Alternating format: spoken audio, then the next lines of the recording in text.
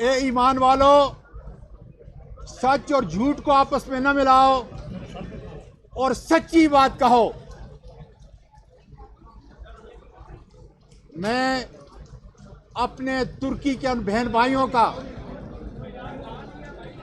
अपनी तरफ से और अपनी ये सारे जिरगे की तरफ से हमदर्दी का इज़हार करता हूं कि वो किस तकलीफ और कर्ब से इस वक्त गुजर रहे हैं।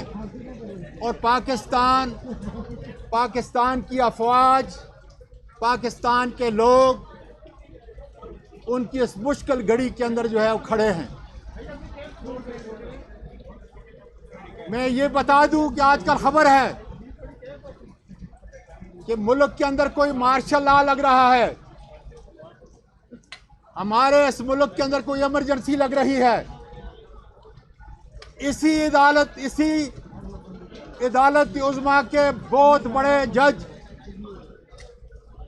उमर अतिया बंदियाल साहब ने बड़ी वजाहत के साथ 2 महीने पहले ये कहा था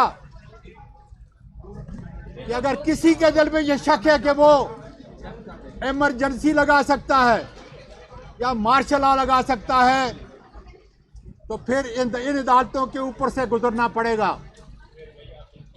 इसलिए इस आईन के बनाने वालों ने इस तरह की कोई इजाजत नहीं दी और इस आईन का तकद्दुस करने वाले बड़े बड़े जज इसी इमारत के अंदर खुदा के फजल से बैठे हुए हैं। मेरे दोस्तों, मेरे भाइयों, मेरी बहनों, मेरी बेटियों, पूरे मुल्क के अंदर और तूल और दुनिया के अंदर पाकिस्तानियों से मुखातब हूं कि आज जो पिटीशन हम लेके आए हैं सेनेटर की तरफ से, MNAs की तरफ से, पूरे मुल्क की सुप्रीम कोर्ट की रजिस्ट्री के अंदर वो क्या कहती है? वो हमारी पिटीशन ये कह रही है कि मुल्क के सबसे मकबूल तरीन लीडर इमरान खान को चंद ताकतवर हाथों ने कातिलाना हमला किया। एक वो चरिया जो पकड़ा गया है उसके साथ 2 और हमलावर कम से कम थे। अल्लाह ताला ने उनकी जान को बचाया, अल्लाह ताला ने उनकी जान को बचाया। और जुल्म ये है उन्होंने 3 आदमियों को नॉमिनेट किया है, जनरल फैसल, राना सनाउल्लाह और शहबाज शरीफ। हम ये जिरगा इतनी बड़ी अदालत से पूछते हैं कि FIR क्यों नहीं कट रही।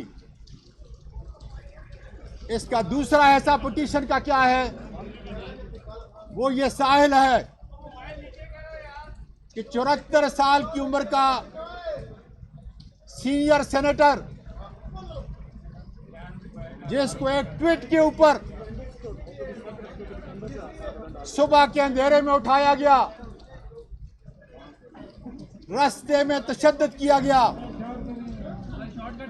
बेलबास किया गया और उसके बाद सारी दुनिया की बेटियां और माएं आज शर्मिंदा हैं। इस जनरल फैसल ने,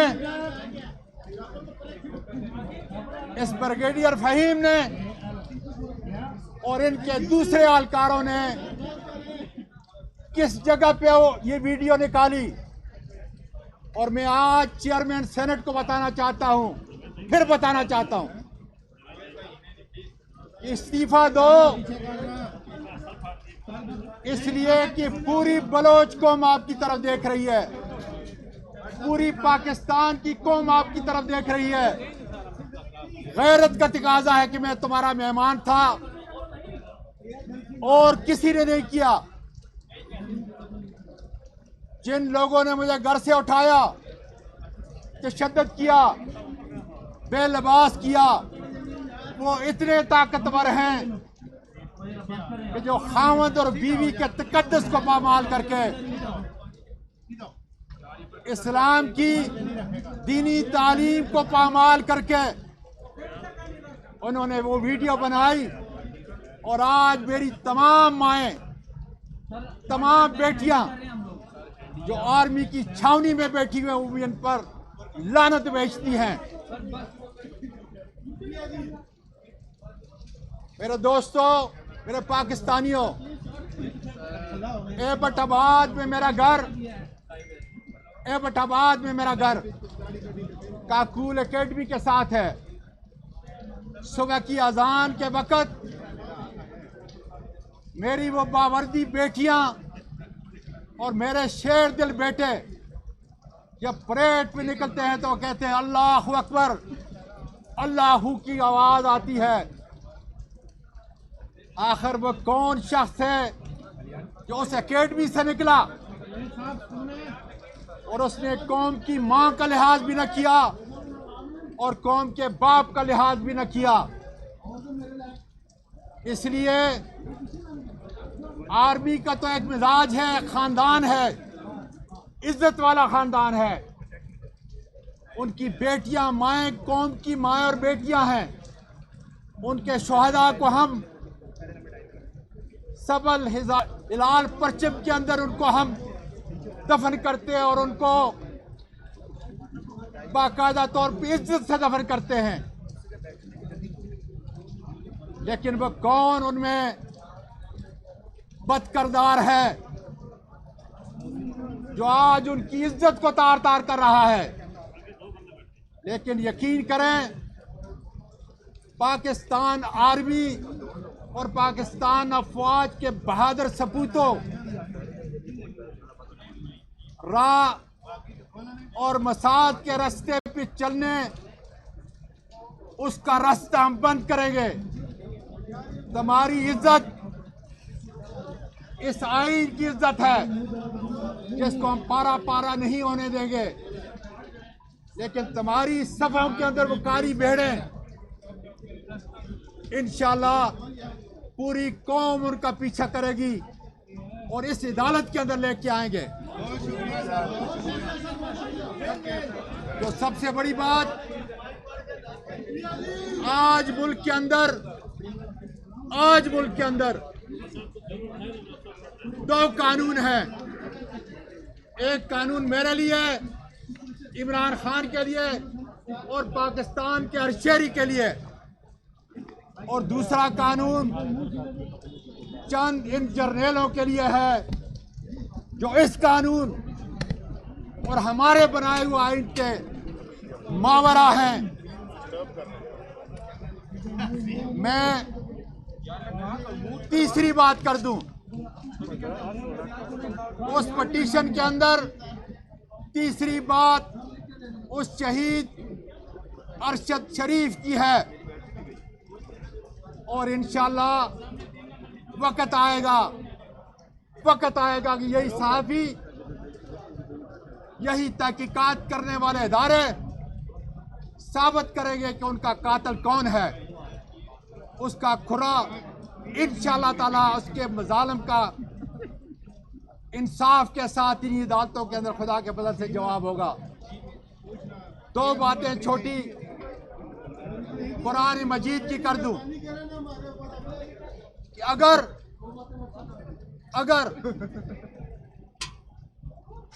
एक जर्नेल को, जो मेरा मुजरम है, जो इमरान खान का मुजरम है, जो मुल्क की माँ और बहन का मुजरम है, एक ब्रिगेडियर को आइन के तकाज़ों के मुताबिक